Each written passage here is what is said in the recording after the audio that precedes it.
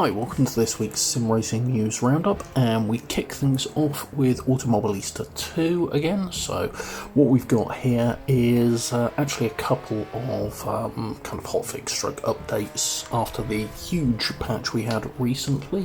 Most of this stuff is just tidying up around that, some new physics tweaks, AI tweaks and other bits and pieces around that. So I'll leave a link to both of these, same as always, down below. There's a load of new stuff and tweaks to go through there, but basically it's just improving AMS2 even more. Moving on from that, we then had some more preview footage for Hot Wheels Unleashed, so the skate park location, and some new Hot Wheels toys demoed with that, so it's good to see these coming along. So that's another of those locations unveiled. Again, link down below for that one. We then come on to what is arguably the biggie of the week, and that is the announcement that we are going to be getting Forza Horizon 5, and sooner than people thought, and the location is Mexico. So it was all put out in a announcement trailer that landed on the 13th. There was then some gameplay footage that dropped a few days after that. And I mean, there's a lot to unpack here, so I'll link to both of the videos and also to the Forza Horizon 5 website in case you missed any of this.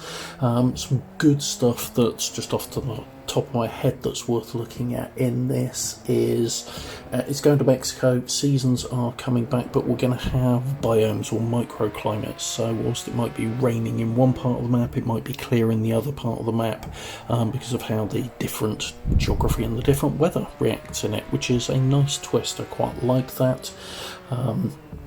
We're also going to be getting Event Lab, which basically allows you to build your own events, which is apparently going to be a very powerful toolkit to allow you to create custom races, challenges, stunts, and entirely new game modes. So that's going to be interesting. I personally like the Horizon series. I think it's just good fun for messing around, so there's going to be a lot going on in there, and I think we'll be seeing some more stuff unveiling as the weeks go by on this one. But basically it's going to be launching on early November the 9th or November the 5th if you're doing an early accessy type thing. One piece of good news is if you are perking it up on PC, as I will be, it's day one on Steam, so no faffing around with the Microsoft Store, which I must confess on PC is a pain in the arse, so I'm glad it's coming to Steam on day one, so that's extremely good news. We then got some WRC 10 news, and this came along the same time as the news that we'll be getting a demo of it, which is interestingly live right now on Steam. Sorry, consolers, Steam only for the demo on that. However, while there's a lot of good stuff that's come out around WRC 10 alongside this, so news about how some of the, for example, historic events are going to work, is the fact that they are not just going to be historic cars on modern interpretations of the tracks. We're going to be getting historical versions of the stages. So one interesting thing is, if you say take someone like Portugal for example, as you're racing it as the years go back and you're in say the 80s, the crowds and spectators are going to be a lot closer to the stage, and be interesting to see just how close they do get. And then as the eras go on, the decades go on, the spectators will be moving back. I'm hoping for a lot more than that. I'm hoping to see in there some period level advertising so the stages really do look the part.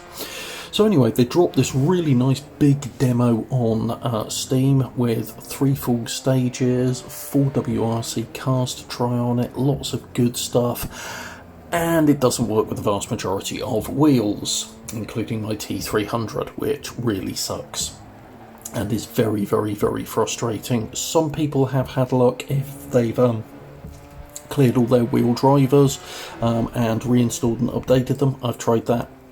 Unfortunately, I'm not one of the lucky ones, so I've only been able to play around with it on a controller so far. I am going to carry on playing around with it and seeing what I can get out of it.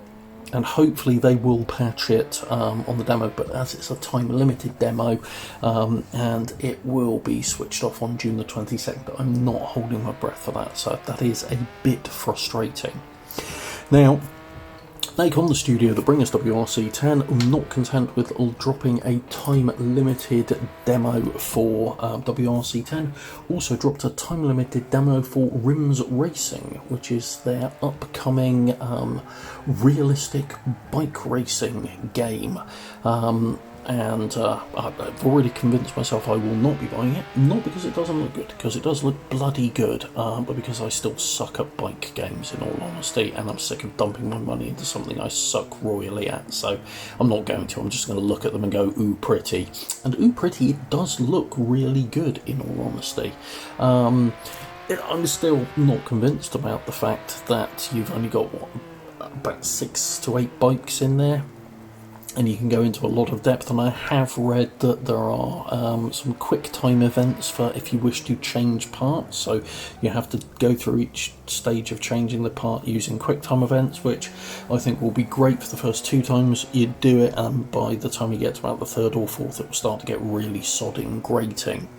The demo does also include the ability to pause the gameplay and then look at every single component, although it's not every single component, it's kind of like the biggies like tyres, shocks, springs, etc., and see, you know, what you've got fitted and how worn they are and stuff like that. And again, I may just being cynical, but I'm not convinced on this. I'm really not convinced that it's the next big thing in racing, let alone bike racing. But the demo's there. It's there till the 22nd. If you're on PC, download it, have a look. It's actually a fairly small download. I think it's only, well, it's less than 10 gigs, so it shouldn't take a huge amount of time. So go and have a look at it, see what you think. We then got the features trailer dropping for F1 2021, which lands next month, and I'm going to be honest, there wasn't a great deal in it that hasn't already been announced. We got a tiny amount of gameplay footage in there, and lots more about the new story, or rather expanded story mode, and how it's going to expand much more off-track as well as on-track.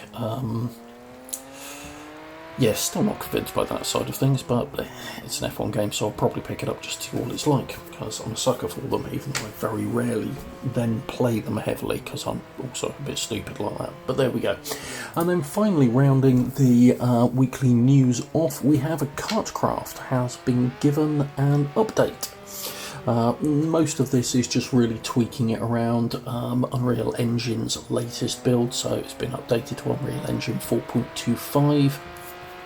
It's also added support for head tracking using Track IR, which is reasonably interesting, but being perfectly honest, OpenTrack's been working with it for months now, so that's the one I used to use before I went VR, and that's been working for months, but I don't know, maybe the Track IR will make it a bit smoother all round, but not a huge update there for KartKraft, but still one worth having a quick look at if you've got it. It's a good fun kart racing game, one of the most convincing physics-wise kart racing games available on the market at the moment.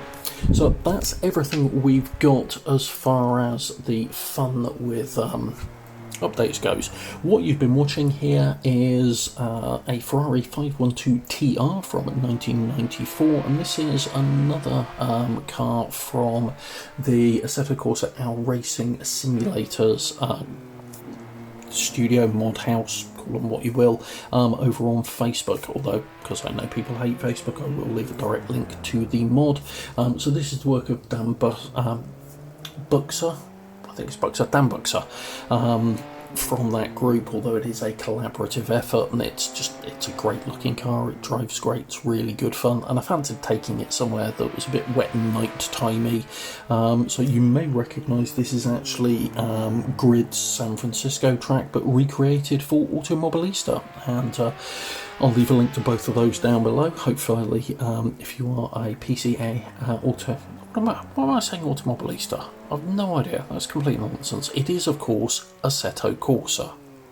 Assetto Corsa, okay? Assetto Corsa. I'll leave links to both of them down below if you are playing Assetto Corsa on PC, and they are well worth checking out mod-wise because they're both really just quite good fun.